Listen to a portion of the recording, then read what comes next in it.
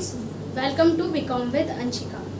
सो students, ये आपका syllabus है फाइनेंशियल अकाउंटिंग का। तो आप इसको नोट कर सकते हो या स्क्रीनशॉट ले सकते हो। 2 मिनट वीडियो पॉज करो और अपना स्क्रीनशॉट ले लो। पहले हम समझते हैं कि अकाउंटिंग क्या होता है। अकाउंटिंग क्या होता है? तो मान लेते हैं ये एक सर्कल है, ये है अकाउंटेंसी, है अकाउंटेंसी, ठीक है। यानी कि बोल देते हैं एक सब्जेक्ट है अकाउंटेंसी।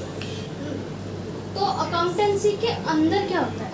अकाउंटेंसी के अंदर होता है अकाउंटिंग।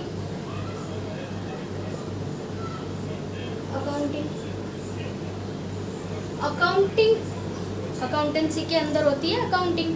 ये ऐसे ही है, अकाउंटेंसी सब्जेक्ट के अंदर होती है अकाउंटिंग। और अकाउंटिंग करता कौन है? अकाउंटिंग करता है अकाउंटेंट। अकाउंटिंग करता है अकाउंटेंट। अकाउंटिंग करता है अकाउंटेंट। और अकाउंटिंग करी जाती है बुक्स ऑफ अकाउंट्स में। बुक्स ऑफ अकाउंट्स में।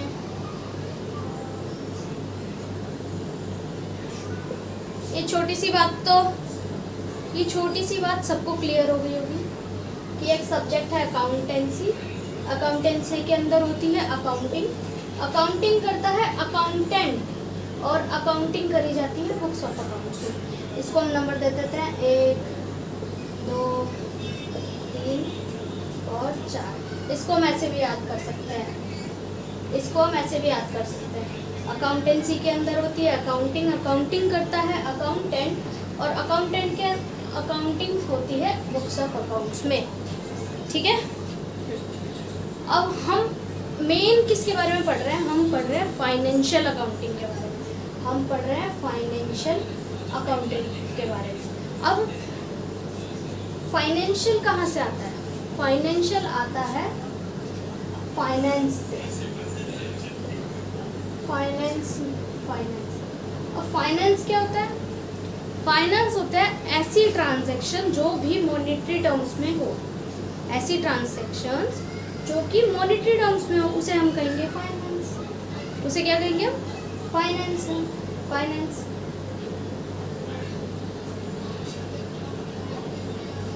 ट्रांजैक्शंस इन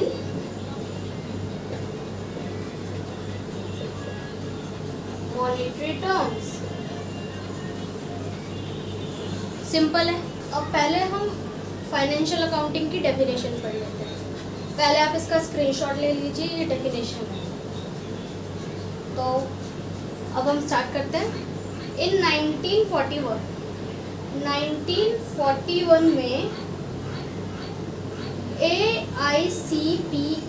AICPA ने फाइनेंशियल अकाउंटिंग की डेफिनेशन दी थी। 1941 में AICPA ने अकाउंटिंग की डेफिनेशन दी थी। AICPA कौन है? American institute of certified public accountants. इन्होंने डेफिनेशन दी थी। अब देखते हैं डेफिनेशन में क्या है। इन्होंने डिफाइन किया accounting as a art of record. Accounting एक आर्ट है।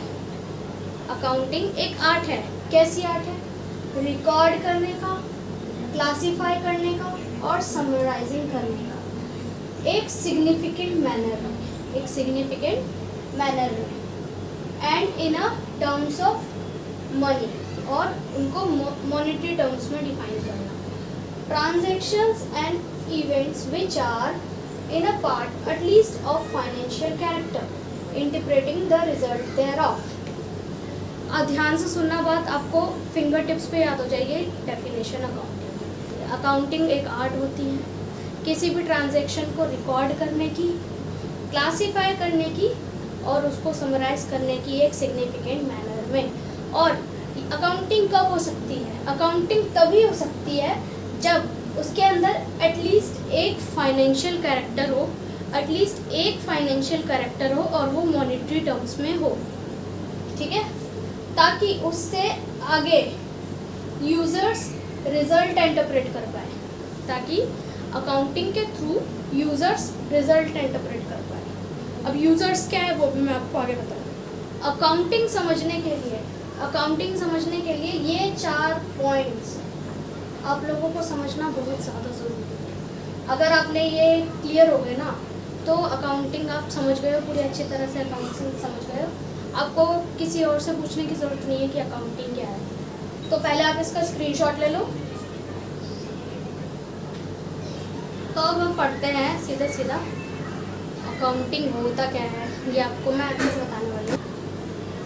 ऐसे ट्रांजैक्शंस जिनको आइडेंटिफाई करें, फिर उनको ट्रांजैक्शंस और इवेंट्स को आइडेंटिफाई करना, ट्रांजैक्शंस और इवेंट को आइडेंटिफाई करना, उनको मेजर करना, किस में, मॉनेटरी टर्म्स में।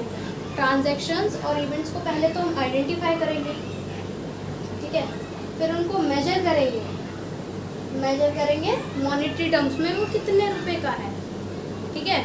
अब मैंने मेरी कंपनी ने कोई बिजनेस मेरे बिजनेस में या मेरी कंपनी में कोई मशीनरी परचेज करी है, तो पहले हमें उस मशीनरी को आइडेंटिफाई करेंगे, उस ट्रांजैक्शन को रिकॉर्ड करेंगे कि कितने की मशीनरी है, कहाँ से आई, फिर उसको मेजर करेंगे मॉनेटरी टर्म्स में, कितने पैसों का लेन देन हुआ है, उसके बाद रिकॉर्ड करेंगे। इसके बाद यहाँ तक ये आ जाता है मेन काम, ये होता है मेन काम। यहाँ तक है ना, इसको बोलते हैं बुक कीपिंग। इतने काम को बोलते हैं बुक कीपिंग।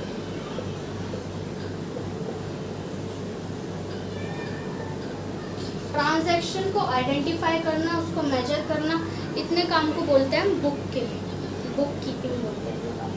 इसके बाद रिकॉर्डिंग से शुरू करते हैं, और रिकॉर्डिंग के आगे जितना भी काम होता है ना उसको हम बोलते हैं अकाउंटिंग। तो यहाँ से काम शुरू होता है अकाउंटिंग का। ट्रांजैक्शन थी, उसको आइडेंटिफाई किया, उसको मेजर किया मॉनेटरी टर्म में, ये बुक कीपिंग का काम यहाँ पे ख़त्म हो गया। उसके बाद हम यहाँ शुरू हो गया अकाउंटिंग का काम। रिकॉर्डिंग हुई, ये सारी ट्रांजैक्शन को हमने रिकॉर्ड किया। किस में रिकॉर्ड किया? बुक्स ऑफ अकाउंट्स में रिकॉर्ड करते हैं, बुक्स ऑफ अकाउंट्स में।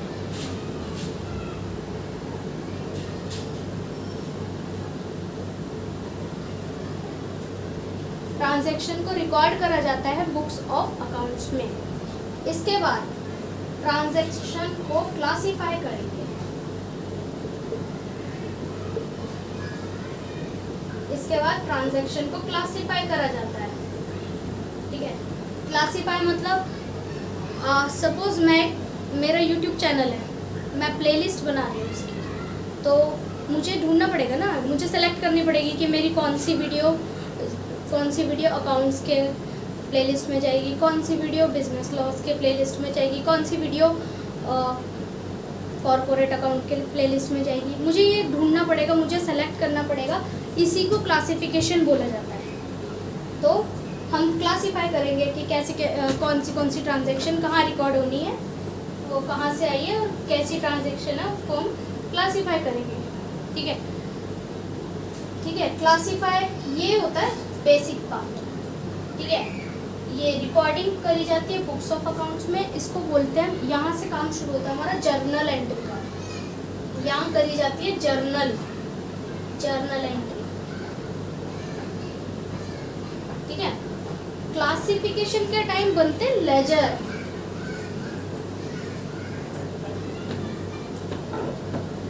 पहले हमें बनाना होता है जर्नल एंट्री, पहले हमें करनी होती है जर्नल एंट्री। क्लासिफिकेशन के टाइम पे हमें बनाना होता है लेजर, ठीक है। उसके बाद आता है समराइजिंग।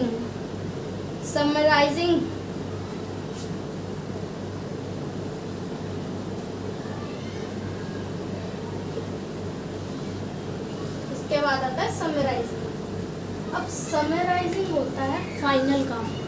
समराइजिंग मतलब फाइनल काम। इसके बाद अकाउंटिंग खत्म ही हो जाती है ऑलमोस्ट, ठीक है। इसको हम बोलते हैं फाइनल अकाउंट। यहाँ बनता है हमारा फाइनल अकाउंट। अब फाइनल अकाउंट क्या होता है? फाइनल क्या होता है account? Trading account, P&L, balance sheet, ये होते हैं हमारा फाइनल अकाउंट।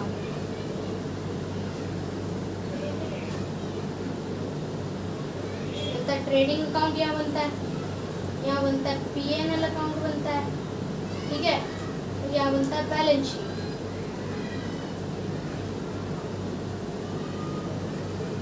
ठीक है, और इसके बाद होती है कम्युनिकेशन। इसके बाद कम्युनिकेशन मतलब आपने सारे ट्रांजैक्शन बना दिए, सारे रिकॉर्ड्स बना दिए, सारी एंट्री कर दी, उसको क्लासीफाई भी कर दिया, final trading account, P&L account, ये सब बना दिया। अब वो किस लिए बनाया है? कुछ पर्पस होगा ना उसका। ये सब काम कराया हमने, फाइनल अकाउंट तक बना दिया हमने, किस लिए बनाया है? कुछ पर्पस है ना उसका।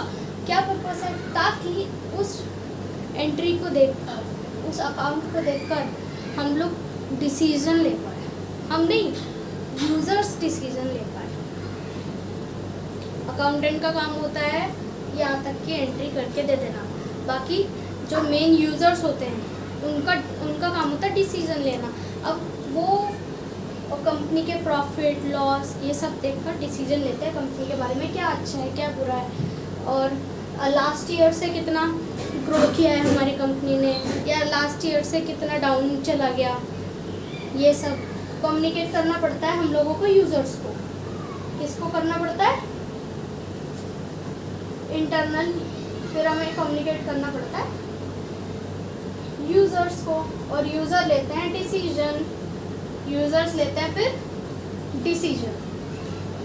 अब इसको आप छोटे छोटे पार्ट्स में पढ़ सकते हो, आराम से बता दो। ट्रांजैक्शन को आइडेंटिफाई करना, ठीक है, ट्रांजैक्शन को आइडेंटिफाई करना, उसको मेजर करना मॉनेटरी टर्म्स में, ठीक है। ट्रांजैक्शन को पहले हमने आइडेंटिफाई किया, उसको मेजर किया मॉनेटरी टर्म्स में, फिर उसको रिकॉर्ड किया। रिकॉर्ड किस में करता है? बुक्स ऑफ अकाउंट्स में। और बुक्स ऑफ अकाउंट्स में रिकॉर्ड करने के लिए क्या बनता है? वहाँ पे हमें करनी पड़ती है जर्नल एंट्री, करनी पड़ती है जर्नल एंट्री। रिकॉर्ड होता है बुक्स ऑफ अकाउंट्स में, और वहाँ पे हमें करनी पड़ती है जर्नल एंट्री। रिकॉर्डिंग के बाद हम लोग को जो ट्रांजैक्शन है, रिकॉर्ड करे गए ट्रांजैक्शन है, उनको क्लासीफाई करना पड़ता है, और क्लासीफाई करते टाइम हम वहाँ बनाते हैं लेजर। क्या बनाते हैं? लेजर। फिर उस ट्रांजैक्शन को जो रिकॉर्ड हो चुकी है, क्लासीफाई हो चुकी है, उसको हम समराइज करते हैं, समरी बनाते हैं, उनको हम छोटा कर देते हैं, समरी बनाते हैं कि ये ट्रांजैक्शन यहाँ की है, ये ट्रांजैक्शन यहाँ की है। फाइनल अकाउंट बनाते हैं, समरी बनाते हैं, और इसको हम बोलते हैं फाइनल अकाउंट, ठीक है। और फाइनल अकाउंट में क्या क्या आता है? फाइनल अकाउंट में आता है ट्रेडिंग, P&L, बैलेंस शीट। उसके बाद पूरा अकाउंट तैयार करके, पूरी ट्रांजैक्शन तैयार करके हम लोग को कम्युनिकेट करना पड़ता है। किसको कम्युनिकेट करना पड़ता है? यूज़र को। हमें कम्युनिकेट करना पड़ता है यूज़र को। सिंपल सी बात है। आप चाहे तो इसका स्क्रीनशॉट ले सकते हो अगर समझ आ रहा है तो। अब जो मैंने थोड़ी देर पहले 4 पॉइंट्स पढ़ाए थे, उसको अच्छी तरह उनकी डेफिनेशन के साथ पढ़ते हैं। तो पहला था इकोनॉमिक इवेंट। इकोनॉमिक इवेंट्स क्या होता है? इकोनॉमिक इवेंट्स अभी पढ़ा था हमने कि जिसमें एटलीस्ट 1 फाइनेंशियल कैरेक्टर हो, ठीक है, और वो मॉनेटरी बेसिस पे हो, मॉनेटरी बेसिस में मेजर करा जा सके, ठीक है। An economic event is known as happening of consequence to a business organization which consists of transactions which are measurable in a monetary terms. अब इवेंट क्या होता है? इवेंट होता है घटना, ऐसी घटना जो बिजनेस के साथ हुई हो, ठीक है। मॉनेटरी, जो कि मेजर करी जा सके मॉनेटरी टर्म्स में। इकोनॉमिक टर्म्स का छोटा सा डेफिनेशन है, समझ आ जाएगा। बस एक लाइन है, ऐसी घटना जो बिजनेस के साथ हुई हो जिसे मॉनेटरी टर्म्स में मेजर करा जा सके। इसको आप स्क्रीनशॉट ले लो जल्दी से, फिर मैं आगे बढ़ाती हूँ। ऐसी घटना, इवेंट,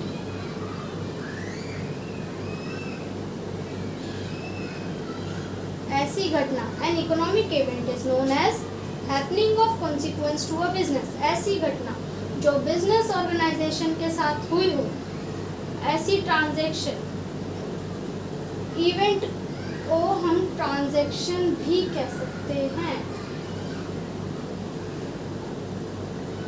इवेंट को हम ट्रांजैक्शन भी कह सकते हैं। अब देखो, मैंने अपनी कंपनी के लिए एक प्लांट परचेज किया, ये इवेंट हुआ। मैंने ट्रांजैक्शन करी तो ये इवेंट है। इसको, घटना को, इवेंट को हम ट्रांजैक्शन में बोलेंगे। मैंने मशीनरी परचेज करी, मैंने फर्नीचर परचेज किया। जो भी ट्रांजैक्शन होगी जो बिजनेस के लिए होगी, कोई भी ट्रांजैक्शन जो बिजनेस के लिए होगी, ठीक है, और जिसे मॉनेटरी टर्म्स में मेजर करा जा सके, उसे कहते हैं इकोनॉमिक इवेंट। अब इकोनॉमिक इवेंट दो टाइप की होती है, एक एक्सटर्नल इवेंट और एक इंटरनल इवेंट। एक्सटर्नल इवेंट क्या हुआ? एक्सटर्नल इवेंट हुआ जैसे कि मैंने बिजनेस करने के लिए अपनी एक कंपनी बनाने के लिए एक लैंड खरीदा, ठीक है। मैंने अपनी कंपनी बनाने के लिए एक लैंड खरीदा, ट्रांजैक्शन करी है मैंने, तो मुझे उसे रिकॉर्ड करना पड़ेगा, अपने बुक्स ऑफ अकाउंट्स में रिकॉर्ड करना पड़ेगा कि मेरे यहाँ से पैसे गए हैं। तो ये हुआ मेरा एक्सटर्नल इवेंट, ठीक है। और ये इंटरनल इवेंट क्या होता है? इंटरनल इवेंट होता है, सपोज एम्प्लॉयज़ की सैलरी यानी कि बिजनेस ऑर्गेनाइजेशन के अंदर ही खर्चा हुआ है, ठीक है। इसको एग्जांपल लिख सकते हो, एम्प्लॉयज सैलरी, ठीक है। इंटरनल इवेंट का एग्जांपल हुआ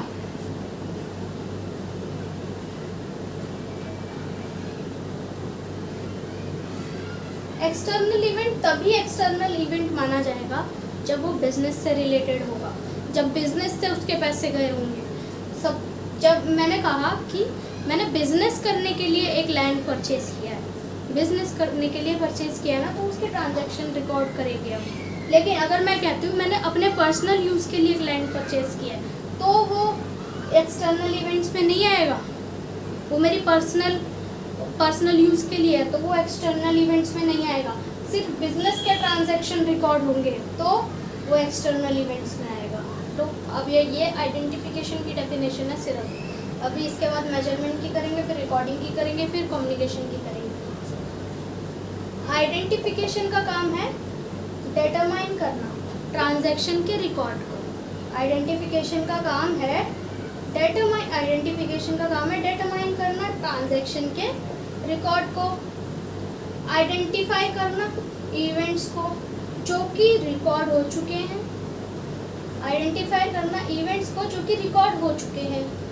आइडेंटिफाई इन्वॉल्व करता है ऑब्जर्विंग एक्टिविटी, और सेलेक्ट करता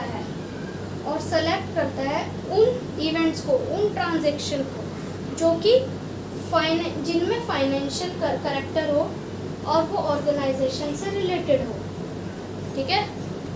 तो अब हम पढ़ रहे हैं मेजरमेंट। अब पहले इसको लिख लो या फिर इसका स्क्रीनशॉट ले लो, जो भी अच्छा लगता है लिख लो आप, ठीक। मेजरमेंट क्या होती है? It means quantification including estimates of business transaction into financial terms by using monetary unit wise rupees and पैसे as a measuring unit। मैंने अपनी बिजनेस के लिए मशीनरी परचेज की है 5000 की, मुझे ये 5000 रिकॉर्ड करना है, इसी को बोलते हैं मेजरमेंट। रिकॉर्ड करना है, मेजर कितने का मुझे पता चल गया 50,000 का है, मुझे ये रिकॉर्ड करना है, ये 50,000 है ना, ये मैंने मेजर किए हैं। ट्रांजैक्शन को मॉनेटरी टर्म्स में मेजर करना, उसे ही कहते हैं मेजरमेंट। ठीक है, अब ये मेजरमेंट अब रुपीज़ में भी हो सकती है, इंडिया में तो रुपीज़ में और पैसे में ही होती है। ठीक है, या फिर किसी भी मेजरिंग यूनिट में। देखो हमारे इंडिया में तो हम रुपीज़ और पैसे की बात कर रहे हैं, यूएस में होते डॉलर की बात करते। मेजरमेंट क्या होता है? मेजरमेंट का मतलब होता है quantification, quantification of business transaction, business transaction की वैल्यू को काउंट करना मॉनेटरी टर्म्स में, इसको कहते हैं मेजरमेंट। ठीक है, और मेजरमेंट हम किसी भी टर्म में कर सकते हैं, किसी भी मेजरिंग यूनिट में कर सकते हैं। अब हम इंडिया में हैं तो हम रुपीज़ में और पैसे में करेंगे। ठीक है, और किसी अदर कंट्री में होते हैं तो वहाँ की जो मेजरिंग यूनिट होती है तो उसमें करते हैं। अब पढ़ते हैं हम रिकॉर्डिंग। अब रिकॉर्डिंग क्या होता है? Once the economic event are identified and measured in financial terms, these are recorded in books of accounts in monetary terms in a chronological manner. एक बार जब इकोनॉमिक ट्रांजैक्शन या इकोनॉमिक इवेंट आइडेंटिफाई हो जाती है, major हो जाती है, तो उसको हमें रिकॉर्ड करना पड़ता है बुक्स ऑफ अकाउंट्स में।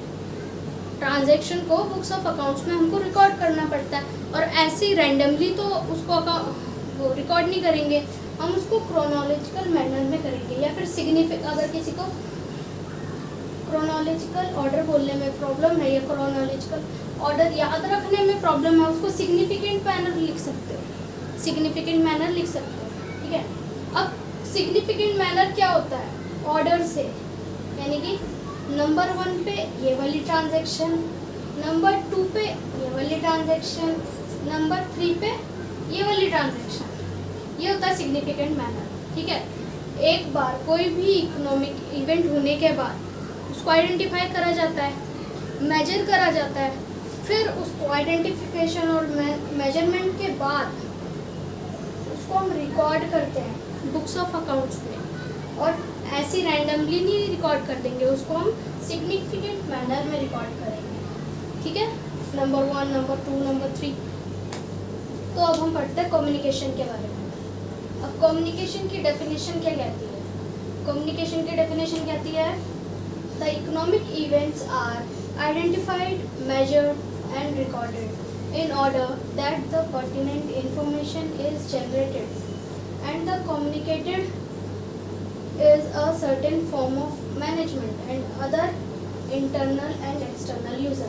The information is regularly communicated through accounting reports. Communication क्या है? कोई भी इकोनॉमिक इवेंट उसके आइडेंटिफिकेशन होने के बाद, उसके मेजर्ड करने के बाद, उसे रिकॉर्ड करने के बाद, पूरा फाइनल एक अकाउंट बनाने के बाद हमें यूज़र्स को सेंड करना पड़ता है, यूज़र्स को भेजना पड़ता है, और ताकि यूज़र उसके ऊपर कोई डिसीजन ले सके, ताकि यूज़र्स उसके ऊपर कोई डिसीजन ले सके। इसी को कहते हैं कम्युनिकेशन, इसी को कहते हैं कम्युनिकेशन। और ये एक रेगुलर प्रोसेस होता है। जब भी अकाउंटिंग की जाएगी, हर बार अकाउंटिंग के बाद यूज़र्स को रिपोर्ट देनी पड़ेगी। अब हम बात करते हैं ऑर्गेनाइजेशन की। ऑर्गेनाइजेशन क्या होता है? Organization refers to a business enterprise whether or profit or not for profit motive. मैंने आपको बताया था कि एक होता है ऑर्गेनाइजेशन और एक होता है बिजनेस। बिजनेस जो होता है ना, वो सिर्फ प्रॉफिट अर्न करने के लिए ही होता है, उसका मोटिव ही प्रॉफिट अर्न करना होता है। लेकिन ऑर्गेनाइजेशन प्रॉफिट अर्न भी करती है और कभी कभी ये नॉट फॉर प्रॉफिट भी होती है। मतलब कभी कभी होता है कि ये प्रॉफिट अर्न कर ले, सिर्फ प्रॉफिट के लिए नहीं बनती है, ये प्रॉफिट भी अर्न करती है और नॉट फॉर प्रॉफिट भी होती है ऑर्गेनाइजेशन। एनजीओज वगैरह सारे नॉट फॉर प्रॉफिट ही होते हैं। ठीक है, depending upon the size of activities and level of business operations, it can be sole proprietor concern, partnership firm, cooperative society, company, local authorities, municipal corporation or any other association of person. अब ये sole proprietorship भी हो सकती है। Sole proprietorship क्या होती है? Sole proprietorship होती है, जितने भी हम लोग दुकानें देखते हैं ना, उस पर एक इंसान बैठा होता है जो अकेला अपना काम आगे बढ़ा रहा होता है ना, अपना अकेले एक दुकान चला रहा होता है ना, अकेला बंदा, उसको कहते हैं सोल प्रोप्राइटरशिप। अब हम किराने की दुकान पे जाते हैं, स्टेशनरीज पे जाते हैं, वहाँ पे एक ही तो जना होता है जो हमें अटेंड करता है, जो कस्टमर्स देखता है, वही होता है सोल प्रोप्राइटरशिप। और पार्टनरशिप फर्म में क्या होता है? जिसमें 2 या 2 से ज़्यादा ओनर होते हैं। इसमें सोल प्रोप्राइटरशिप में एक ही ओनर होता है और पार्टनरशिप में 2 या 2 से ज़्यादा ओनर होते हैं। ठीक है। कोऑपरेटिव सोसाइटी, कोऑपरेटिव सोसाइटी यानी जिसमें सोसाइटी मिलके एक बिजनेस बनाती है, एक बहुत सारे जने होते हैं इसमें। और कंपनी तो सबको पता ही है। लोकल अथॉरिटीज़, म्यूनसिपल कॉरपोरेशन और any other association of person, या फिर किसी भी कोई भी पर्सन्स का एसोसिएशन को हम ऑर्गेनाइजेशन कह सकते हैं। And the last point is interested user of information. अब ये क्या होता है? Many users need financial information in order to make important decision. बहुत सारे यूजर्स होते हैं जिन्हें इम्पॉर्टेंट डिसीजन मेक करने के लिए, इम्पॉर्टेंट डिसीजन करने के लिए फाइनेंशियल इंफॉर्मेशन चाहिए होती है। अब फाइनेंशियल इंफॉर्मेशन होगी तो वो एक प्रोग्रेसिव डिसीजन ले पाएंगे अपनी कंपनी के रिगार्डिंग, या फिर अपने स्टॉक्स के लिए, या अपने जो वो लोन देते हैं वगैरह, इन सब के लिए। ठीक है। अब इसमें भी 2 टाइप के यूज़र्स होते हैं, इंटरनल यूज़र्स और एक्सटर्नल यूज़र्स। अब इंटरनल यूज़र्स कौन कौन होते हैं? इंटरनल यूज़र्स होते हैं चीफ एग्जीक्यूटिव। इंटरनल यूज़र्स होते हैं जो कंपनी के अंदर काम करते हैं। तो वो कौन कौन होते हैं? Chief executive, financial officer, vice president, business unit manager, plant managers and line supervisors etcetera. ठीक है। अब हम आते हैं एक्सटर्नल यूजर्स पे। एक्सटर्नल यूजर्स कौन होते हैं? एक्सटर्नल यूजर्स होते हैं जो कंपनी के बाहर से सपोर्ट करते हैं कंपनी को।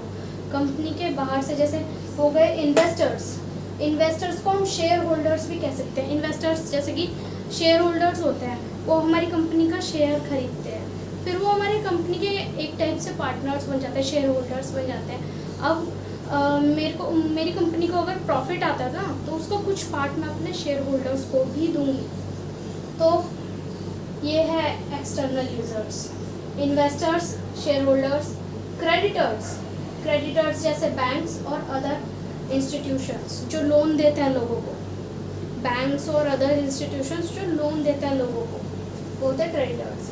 और डिवेंचर होल्डर्स होते हैं जिनके पास कंपनी का डिवेंचर होता है।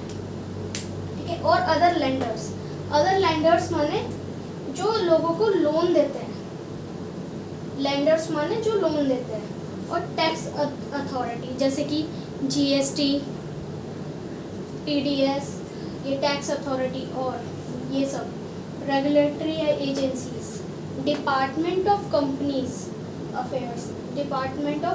Affairs, security exchange board of India, इसको हम सेबी भी बोलते हैं। सेबी, इसका बहुत ज़्यादा इम्पोर्टेंट रोल होता है फाइनेंशियल अकाउंटिंग में।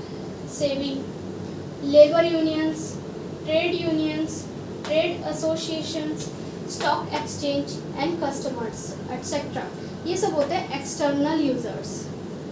तो आप इसका स्क्रीनशॉट ले सकते हो, इसको लिख सकते हो। तो अगर आपको मेरी फाइनेंशियल अकाउंटिंग की पूरी वीडियो समझ आई हो और अच्छी लगी हो, तो मेरे चैनल को सब्सक्राइब करें, वीडियो को लाइक करें और ज़्यादा से ज़्यादा शेयर करें। And thanks for watching.